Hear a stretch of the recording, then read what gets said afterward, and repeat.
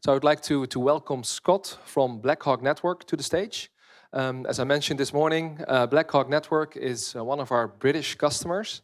They are in the business of selling gift cards. So you might know them if you buy gift cards or vouchers at the cachet, or if you buy them online to provide, to gift them to friends and family. And Scott is going to tell us more about basically how they have putting AI agents to practice in WhatsApp to sell millions of gift cards online around the world. Well, thanks a lot. Thank you for having me. Good luck. Round of applause. All the people leaving have obviously had a bad gift card experience, so I apologize.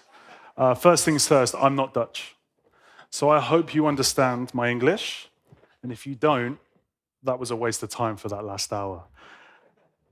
So I'm Scott, thanks for having me. Firstly, thanks to the CM team for inviting me out. 12 months ago, I had no idea who CM.com were. No clue. And they had no idea who Blackhawk were. And what I'm going to show you now is what we've achieved together very quickly and how we can take lots of the technology that the guys have talked about today and put it into practice. I am not going to do a Boris Johnson, ChatGPT, how great is it? Because I'm really not the expert. So first things first, who are BHN? Has anybody heard of Blackhawk Network? Oh, okay. That's good, otherwise my next slides will be a complete waste of time. So who are BHN? The easiest way to describe who BHN are is to show you gift cards. Now, if you looked at the agenda, you probably would have guessed. Branded payments, wherever there is currency attached to a brand, Blackhawk are probably going to be involved. This is where we sit. We sit right in the middle of amazing brands around the world and amazing consumer engagement touchpoints. There are a few local logos on here. I'm not going to try and pronounce them. But essentially, if you went into a retailer, like Albert Heijn, this is the easy one, and you pick up a gift card, we're organizing that relationship from Albert Heijn in real time with our partner. We do technology, we do all sorts of fun back-end stuff, but that's not the bit that I necessarily focus on. I sit in the go-to-market team. So, 400,000 touch points, nearly 20,000 brands, except in 200 countries, and we have 30 markets that we really dive into. To try and bring some scale to this business, we do about 30 billion a year in gift card sales. Prepaid's worth about 4 trillion, I think, so we're a fairly big partner when it comes to this. And our mission is really simple. How do we make it really easy? How do we make it awesome? It's very American, this, I apologize, we're American owned. But really this is about how do we get product into consumers' hands. Now, if I ask you again, who are BHN? Does everyone know who BHN are? Is it clear? Okay. There's one thing I didn't tell you. We're a bit of an oil tanker. We've been going for 25 years. We do billions. We've got products coming out of our ears. But one of the problems that we have is how do we innovate quickly? Which is why I'm stood on this stage and why we're building this partnership with CM. I'll explain what I do as a job at Blackhawk. My title looks great, VP of Business Development or whatever it is. But really what I do is I make our executive team really uncomfortable. I sit with our executive team and say, this is where the next generation's going, and they look at me blank. TikTok shop, it's where people dance, right? Used to be. WhatsApp, I'll say it again, we're American owned. No one uses WhatsApp in America. But elsewhere in the world, they do. So how can we start to engage these customers? Now, my official day-to-day job is running our global gaming team. We have partnerships with all the biggest video games companies in the world. Any gamers in the room? Any secret gamers in the room? Sure. So my day-to-day, it's a lie actually, my team's day-to-day is managing all of these relationships with these brands. And what I did was think about the gaming community And if you're in that community, they really are a community. How you engage with them is really important. So what we did was we went to the gamers. We took our products and we said, we're going to deliver these exactly where you are online, social, whether that's on Twitch, whether you're watching live streams. And some of these partners you may recognize. Carrefour, I'm sure you're familiar with. Kroger, biggest grocer in the US. Target, everyone's heard of Target. Oxxo, big Mexican retailer. And we said, we're going to make you cool. And they said, who is this English guy telling me I'm not cool? I said, this is what we're going to do. We're going to go and take your products and we're going to put them to where the gamers are. And we're going to do live events and we're going to make a bunch of sponsorship money. And we're going to bring influencers in. What's an influencer? Like I said. So one of my favorite things we did was we built an OXXO store in Fortnite. And people were running around their local OXXO store, doing things they probably shouldn't have been. Tens of thousands of people turned up to watch other people play the game. I thought there's definitely something here. There must be a way that we can get more people to interact with our products. But the thing I really wanted them to do was transact. How can I get them to transact with our products? Because we can tell them to go somewhere, they don't always go. And the ones that do will keep going back, great. The ones that don't or have a bad experience, never see them again. Social commerce. So how do we really bring those commerce type solutions and put them to where the customer is? Social commerce is not a fad, it's not a trend. It's a big part of e-commerce. And we didn't have a strategy. We had no idea how we were going to engage in social commerce. So again, I went and made our executive team really uncomfortable and said, this is how we're going to do it. And they said, Scott, that's great, but what do the customers want to do? I said, okay, let's go talk to them. And one of the things that came up, which is one of the reasons that I wasn't familiar with CM.com, was that they actually expected gift card experiences to be in messaging apps. I said, okay, how do we make that happen? Who wants to be? Younger generation. Younger generation, double the amount of the younger generation want them to be in these messaging apps. Great. New audience, customer acquisition, let's go. And then the interesting thing was they're already thinking about gift cards within social apps. They're already thinking about Google Message, which is RCS, and WhatsApp. How do we get it in there? And then I thought, we must do this around the world somewhere. We have a big business in Asia. I spoke to my team in Asia. I was thinking of doing this. Scott, we already do this. We do 5 billion a year. 5 billion a year. I wish that was all coming through us. It's not. Kakao Talk, part of Kakao Pay, big super app down in Korea. They do $8.5 billion a year of micro gifts. Does anyone want to guess what the number one gift is that they share peer-to-peer? Coffee? Coffee and cake. They send each other whole cakes as a gift, and we fulfill some. One on the right is iMessage. Everyone heard of Starbucks, yeah? You can, in the US, send coffee to each other through iMessage. It's literally 2 clicks and it's gone. 23% of our Starbucks business goes through this application. So again, like I said, we're a bit of an oil tanker. We already sat on some of this technology. How do we scale it? So this is it, the BHN ecosystem 2.0.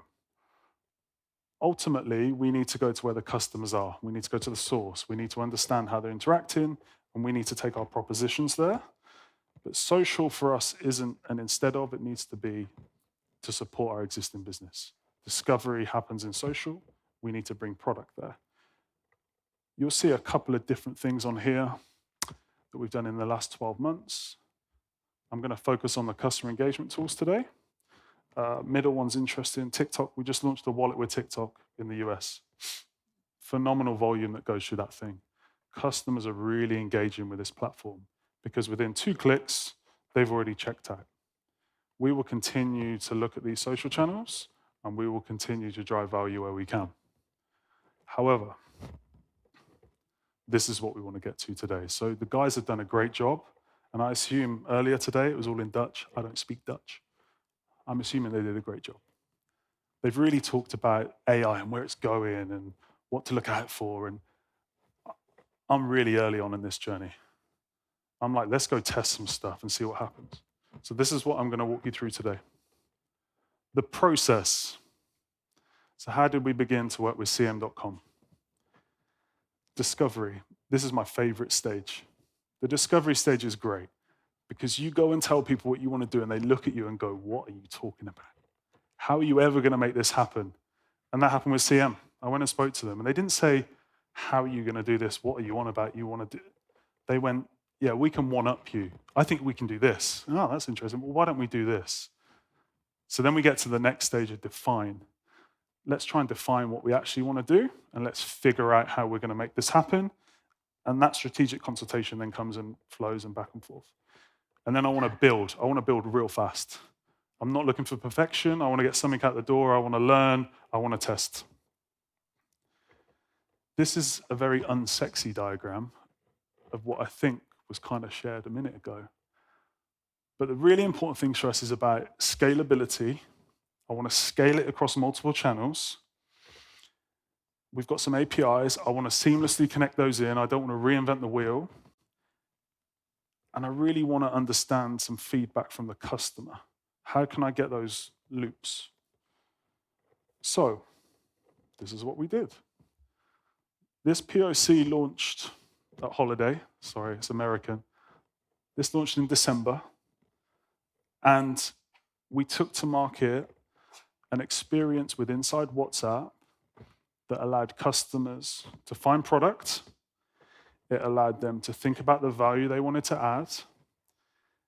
And it allowed them to check out all within the experience. We didn't send them anywhere. Once the product had been selected, it then delivered that back into the WhatsApp channel. We then used social media to go to market, because again, had some experience with that. And it was great. We focused on some different segments, gamers. I run our gaming business, so I wanted some more revenue. Everyday wins in-game, in-gift moments. How can we just seamlessly insert this into what customers are doing already in WhatsApp? Engagement was there, really great engagement. Feedback was positive. Love this solution. This is great. Why has no one thought of this before? Checkout rates were good. When we got them through the experience, the checkout rates were great. The most important thing was our brands got really, really excited. So we've got global brands that we engage with and have done for the last 20 years. But gift cards is a bit stale. Luckily, no one's from the industry, so I can tell you. It's a bit stale. It needs some innovation. It's been the same, year and year. And all of a sudden, we started having different conversations with our brands. Hey, we use this for customer service. Hey, we do appeasement. How can I disperse? How can you embed this solution into my flow and my agent that we've already built for WhatsApp or RCS? And for us, this is great because we go deeper with our partners, we're stickier, we add more value. So the brands got really excited and they continue to get excited. Customers. In the UK, everyone uses WhatsApp. Everyone uses WhatsApp to communicate. They don't use it for commerce. Behavioral change is hard. We're maybe a little too early for that market. Click to add, or click to message with inside Meta tracking, it leaves a lot to be desired, but they'll get there with it. And finally, there was feedback about AI. It's too structured. I want to tell you what I want. I don't want you to tell me what I can have and what category. So there's definitely room for AI. CM know a thing or two about that. So we're currently building through the Halo Studio an AI experience that's going to allow customers that freedom. It's also going to allow us to scale to more markets. It's going to allow us to have more engagement with customers. Here is an example of how the flow will be different.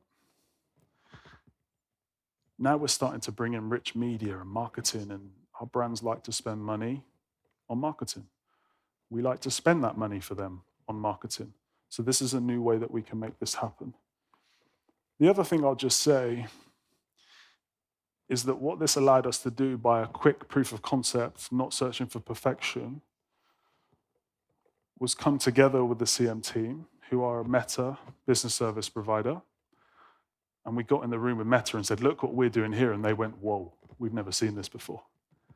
How can we partner? How can we have that engagement, which is more exec-to-exec engagement, which we've done?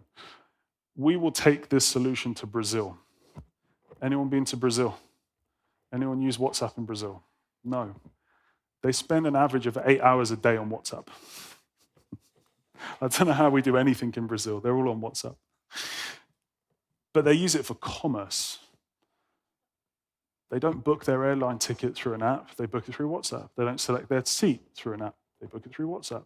They pick up their prescription through WhatsApp. They send money peer-to-peer. WhatsApp is Brazil's super app. And it's only going one way. So we will take our solution, which we can scale quickly, and we'll take it to a market where they're maybe more fit for purpose. So that's what's next. I will just reiterate, 12 months ago, I had no idea who CM.com were, and they had no idea who we were. I know a little bit about AI. I didn't create this. Be more speedboat. And that's how we approach the business. How can we be more speedboat? How can we just get out there quick, learn fast, fail fast, not fail too many times, I hope. Short term, continue down this path with WhatsApp. How can we target new brands? How can we bring in new lines of business? How can we engage customers? But really, how can we add value? We've got to find a way to add value. And from my perspective, that's where AI can play a part, but it doesn't necessarily have to be the whole thing. Next is Marketing Cloud. Spike won't mind me saying this. Spike runs the UK for CM.com. And he said, how do you market to your customers? And I said, oh, we put up a poster in an Albert Heijn. He's like, okay. Because what if we could use this channel to push I was like, Spike, I'm in. Let's go. How do we do this? How do we leverage being able to push these messages out? And then he said, that's good, but let's do it time and time again, and we'll understand the customer. We can personalize them. We can get hyper-personalized. Spike, I'm in. Like, we need to do this. How do we do this more effectively through digital channels rather than relying on some of our partners to do it? So we will dive further into that. Then RCS.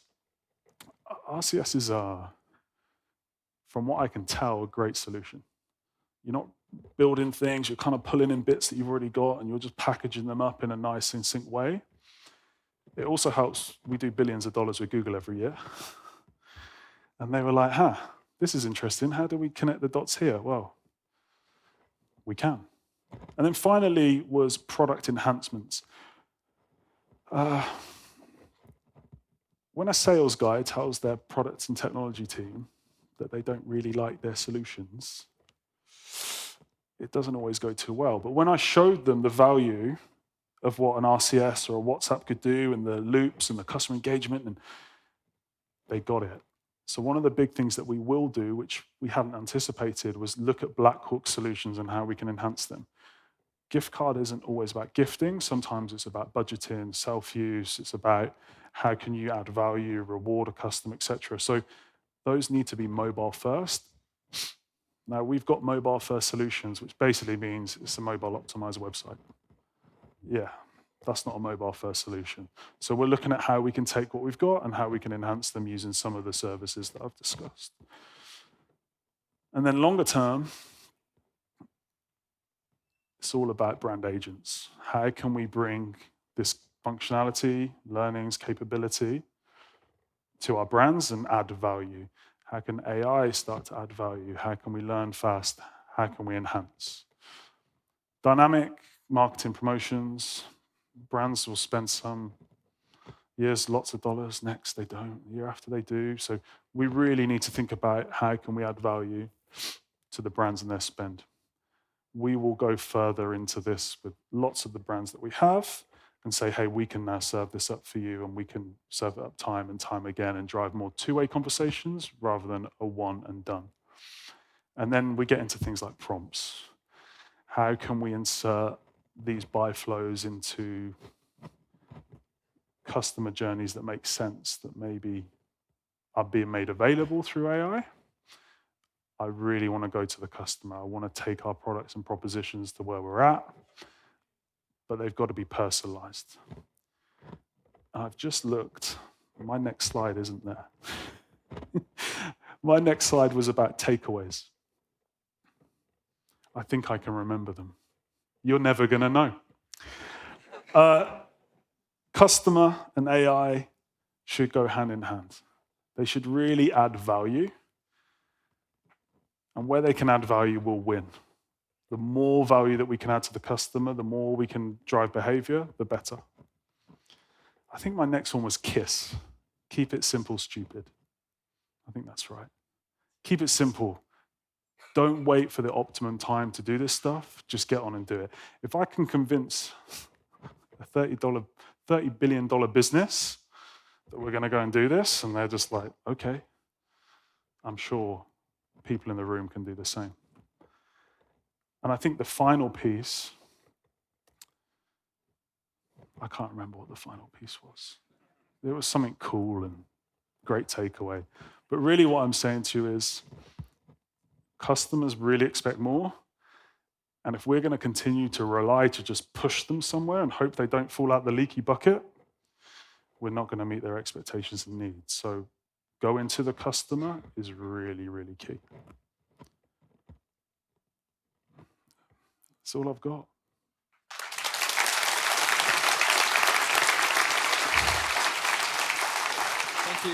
Thank you very much, Scott. Maybe there's some people in the room that have a few questions for you. I was going to say, yeah, sure. And while we're waiting for those first questions, I actually do have a question. I was pretty intrigued by your statement that you had to change customer behavior in certain markets, Brazil compared to the UK. How do you plan to do that? What are your strides into changing the customer behavior for the UK? With lots of money. I think when we stepped through this WhatsApp process, we maybe didn't appreciate how many businesses were already using WhatsApp, but it was what they were using it for. It's typically customer service. It's typically parcel tracking. We actually figured that if we can try and embed that solution into an agent that maybe already exists, that's only a positive. The other thing I didn't share was that we used a brand called giftcards.com. Anyone heard of giftcards.com? No. That's our direct-to-consumer brand. Typically, what we use that brand for is to test and learn. If people don't have trust in that brand, and we're trying to change their behavior, and we're trying to introduce commerce into a channel that they've never transacted before, probably wasn't our smartest move. So what I think we'll do is we'll do like we do with our brands today. They have brands, they have trust. Hey, brand, we have a new way to engage on your behalf. So we can use their brand equity, we can use their customers that they have access to. So if you have a brand and you can engage your customers and you have their mobile numbers, even better, then I absolutely think as a channel, you can really do some cool stuff. So for us, it's about leveraging our brands, their customers, and then engaging them through a solution rather than us trying to do it all at once. Like I said, I wasn't chasing perfection. I was just trying to learn. Sounds good.